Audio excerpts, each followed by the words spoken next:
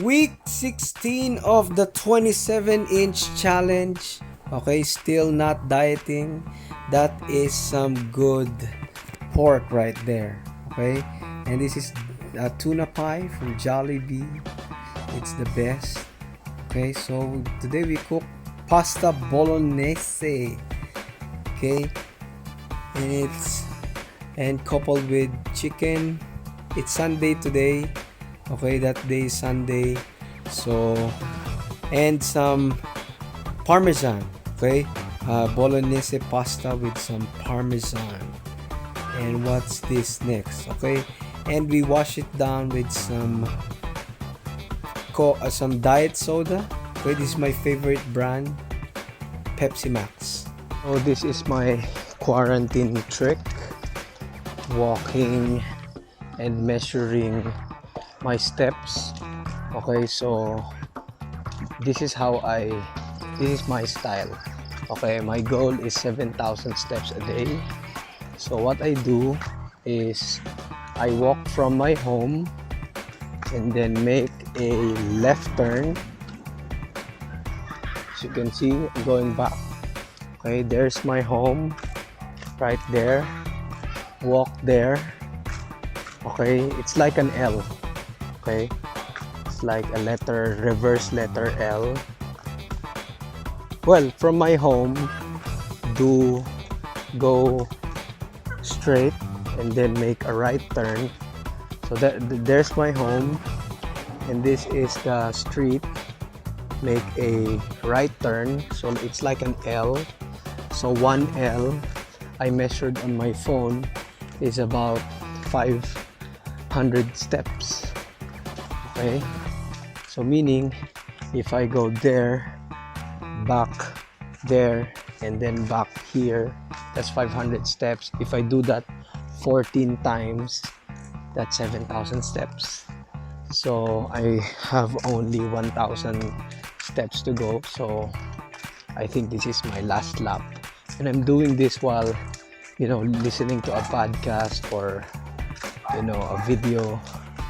So it's fun, it's good. You have your energy in, and these are some dogs. So be active, guys. There are no excuses. So we're making the Oreo cheesecake, and those walks are just not for fat loss sake, but just for health sake, for me to not be sedentary and a couch potato. Okay, and it's so easy when you have a lot of food in your system. Okay, unlike when you're dieting. And it's so weird. Like, I already feel like I want to go back to a calorie deficit again. Okay, it's like it's the opposite. When you're on a diet, you want to take a break, and when you're on a break, then you want to diet again. So I think it's just human nature that we can't be contented on one period of time. So that's what I've been fighting now. I still have, this is a 2-week, this is the last week of the diet break. So I still have 5 days, and I already feel full. Okay, I feel strong. Workouts are strong because it has to be, because you're eating a lot, so energy is a lot. So today we decided to double the reps, okay, of everything. We take an exercise, tone it down to a level suited for me to do double the reps. For example, I normally do 10 reps. Now I will do 20 reps. Okay, for example, today is overhead press day. I will not do, of course, I can't do it on a regular full handstand wall push-up. So what I'm gonna do is I'm gonna tone it down to a extended pike push-ups. Okay, so in order, when I reduce the movement's intensity, or the way we execute the movement, I can do more reps. Okay, why am I doing this? More reps or double reps? It's to break monotony. Okay, the workouts are getting boring because it's repetitive. Okay, I've been doing this for around almost 3 months, 3 or 3.5 months, just doing that regular routine. So today, in order to break, to make it more interesting and not too boring, we're just gonna have every 3 weeks, and the structured regular program, structured, and then 1 week we do like a break the pattern workout. So that is what we're gonna do today, and we're going to do 20 reps of each set. Okay, going to failure in each set, so it's gonna be taxing. Pump is gonna be sick, so let's do that. And as you count the reps, it's not strict 20 reps per set. Okay, as you can see, the first set I only did 19 reps. The second set I only did like 18, 17, 18 reps. But this set, okay, I want to complete that 60 reps. So I pushed it to get to like what? 23 reps. Okay? So I think I did fail on the 19th or 17th rep here, but I did rest pause. Okay, I just rest for about less than a minute, around less than 30 seconds actually, and then go again to complete that 23 reps. Okay, yeah, that's about the time I failed.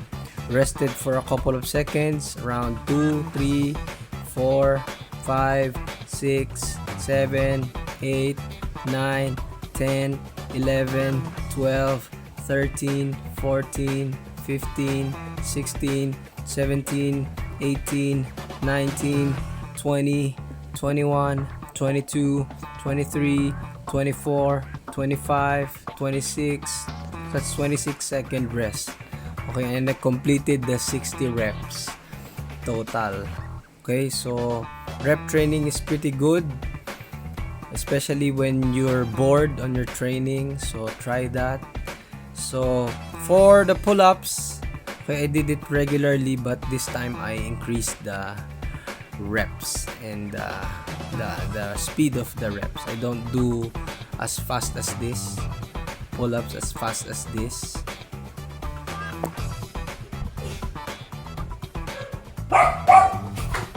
That's sick pump.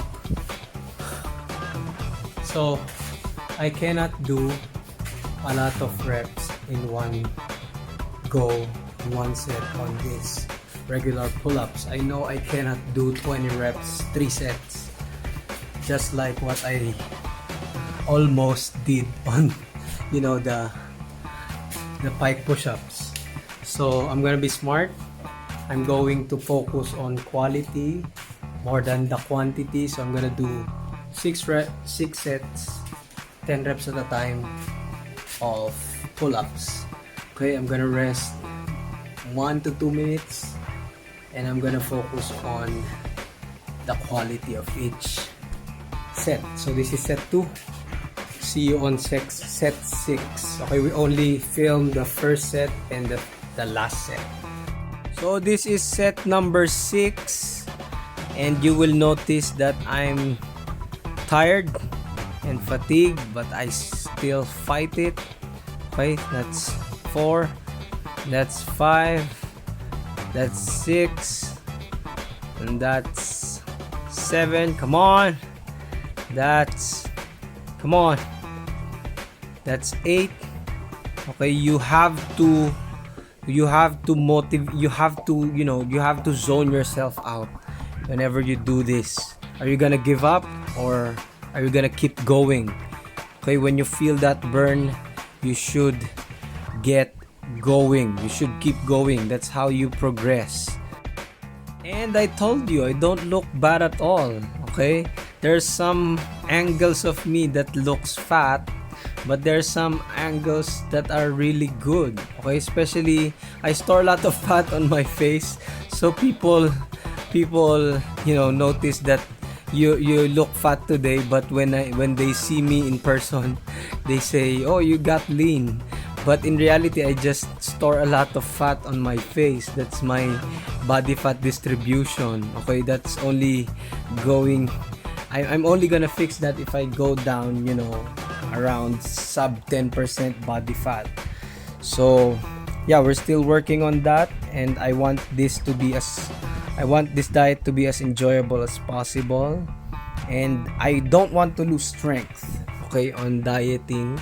So I purposely do these diet breaks, and learn how to stay at maintenance.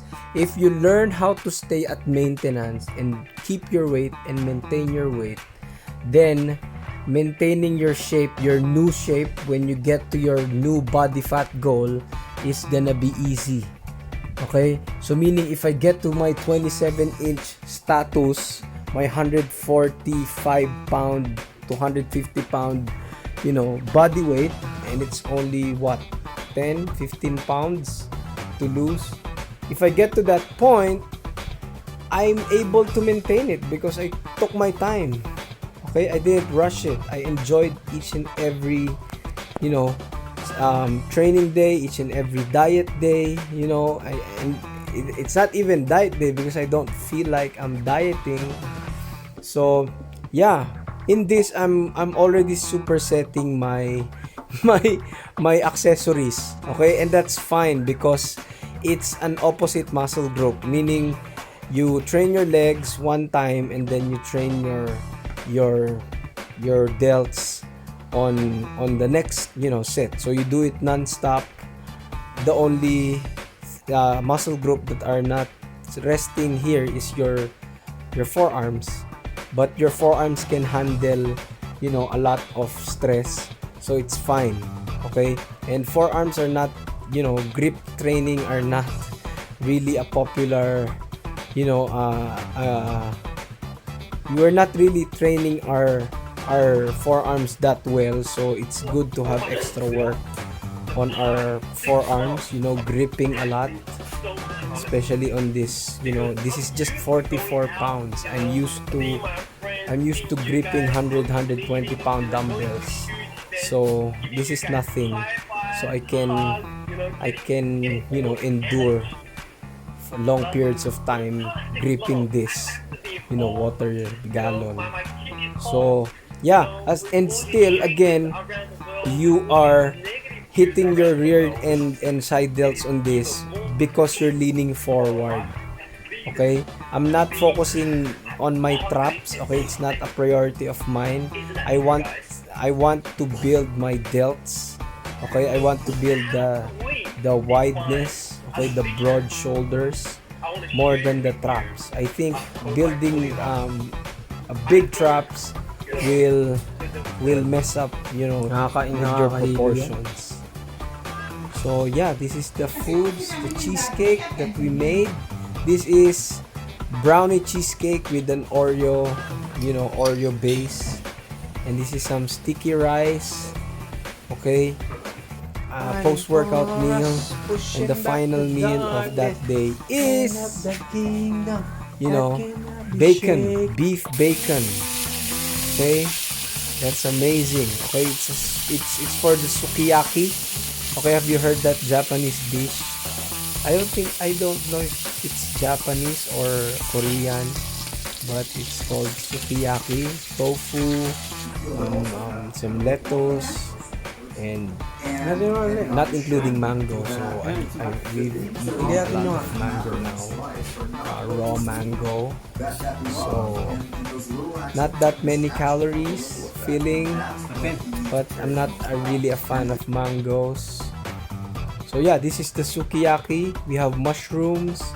We have this lettuce right there. Is that romaine lettuce? I don't know that in English. So that's some form of lettuce. And we eat cheesecakes again. but this time different flavor. Okay, it's coconut topping at the top. And we're still hungry, so we add some 2 eggs and some rice. And I'm not eating this. I'm just, making a topping on that, cheesecake. It's gonna be a chocolate, you know, peanut butter type sweet cheesecake. So yeah, and we already portioned it so that it's portioned so that your calories are not gonna be messed up. We found this large tire weighing maybe around 150 to 200 pounds, so not bad. But you can do this for tire flips and burpees, but I don't do that a lot, so I don't know how I'm gonna use that in my training. So again, don't forget your fiber and your micronutrients. Okay, that's USANA Health Sciences. Okay, link will be down in the description. That's the best supplements in the world, recommended by doctors and trusted by worldwide athletes. Okay, because in your foods you eat, you don't get your micronutrients, so it's best to supplement it with some micronutrients, especially if you eat highly processed foods, quote unquote junk foods. And if you don't get your veggies daily, it's best to support it with micronutrition. So today is push-up and squat day. We're done with the warm-ups, so I'm gonna do my first set. About to do my first set. So today we will hit some records. Okay, so last week my shoulders are not feeling well. Now it's feeling good, so it's time to push further. My goal on this is two sets of 10 reps solid. Okay, no momentum, no cheat forms. It's just clean reps, one arm push-ups. So my ultimate goal is 2 sets of 15 reps on this. That made me able, if the gym opens again, if I go back to the gym, I think that will help my bench a lot. By my dumbbell bench and my barbell bench. So we are immersing on the one arm push-ups. I like this workout. Okay, I like this one arm push-up workout because I didn't feel as beat up after. Okay, my chest felt good. I hit my reps, which is 2 sets of 8 reps. Okay, getting closer and closer to my goal, which is 2 sets of 15. So check this out, check this form out. Okay, so that's 1, 2, 3, smooth, nice and smooth. 4, 5, 6, 7, and 8. That's clean, and it felt pretty good. Okay, and I only and this is good why you have to film yourself, because you see flaws in your biomechanics, in how you perform the movement. So I noticed that when I'm getting tired, my butt is digging to the ground. It's not as parallel to the ground. So what I did is on this set, what I did is I get my ass up, okay, as much as possible. I don't get my ass down, and it felt good. Okay, it felt good. It doesn't hit my hip flexors as much as before. I almost injured my hip flexor because I pushed it. Okay, I pushed my one arm push-ups. I overtrained my one arm push-ups. So now it's good because I have this cue of getting my my butt up. Okay, it's not damaging on my hip flexors anymore, and I can focus more on my upper chest, which is the main goal of doing this. Why we're doing this. Okay, and I'm probably going to correct that feet. I want it to be as straight as possible. So, but give me a break because this is the last set. This is the hardest set of all. So I still feel good after that set. And yeah, after that, your legs are too tired, you're still gonna do one arm push-ups. But now I want to correct my leg. I want to straighten that other leg as much as possible. So I still do assisted one arm push-up. So at the bottom part of the movement, I grab that that metal, that sort of a bar, so that it acts like a counterweight, but I don't rely to it as much. So what I did is I just get a tile, this 10 to 20 a 10-pound tire, rubber tile. So we do pause reps of 3 sets of 8 reps. So it's hard because my legs are already fried from that one arm push-up, but we're still gonna do it. Okay, never skip leg day, bros. Never skip leg day. Okay, and as you can see, I'm only training on this small space. Don't need a sophisticated home gym for you to have a good for you to build your body at home.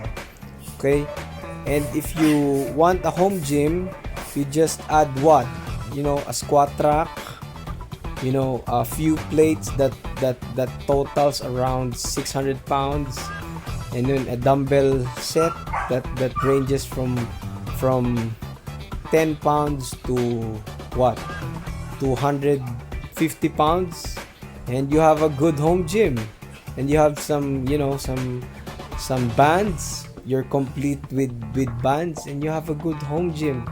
Okay, but unfortunately our house, okay, we still have we're not yet on our dream home. Okay, so we can install a gym here. So we can only have a few bench and some bands, and some levered bars and some parallel bars. So hopefully in the future we will build a good home gym. Check out my 35 kg cable row. Okay, this is the medium height, and if you want to lower it down, you just adjust it as so. Now it's not working, but we go up and up and up and up. That's high pulley row. So we do some arms, some bicep for the bicep peak.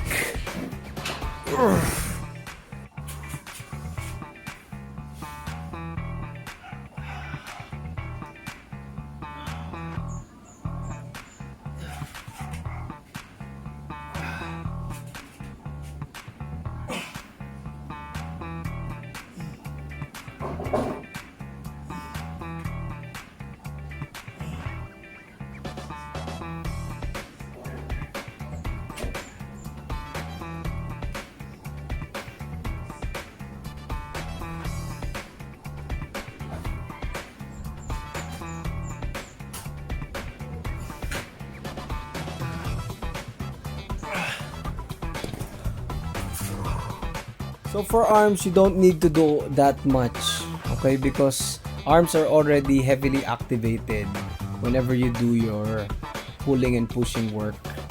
So most people will benefit from about 30 reps total on this, okay? And not more, 20 to 30 reps, okay? But it's still depending on how much you pull up and how much you bench, how much you push up. So you have to balance it because more is not better in building muscle. In fact, in my experience, less is more. Okay, when you do less and you still do the most important, which is getting strong, you're gonna make gains. Okay, so that's the most important for building your arms. And yeah, this is the post-workout meal: breads, 4 eggs, some chocolate, some milk, and some fries. Okay, French fries. This is homemade. This is not McDonald's or anything. And the cheesecake, of course, the chocolate cheesecake and the regular New York cheesecake. Okay, so if you want to eat cheesecakes daily, Smart program. If you want me to coach you personally, we have a personal online physique coaching. Bye bye. Thank you for watching and see you on the next video.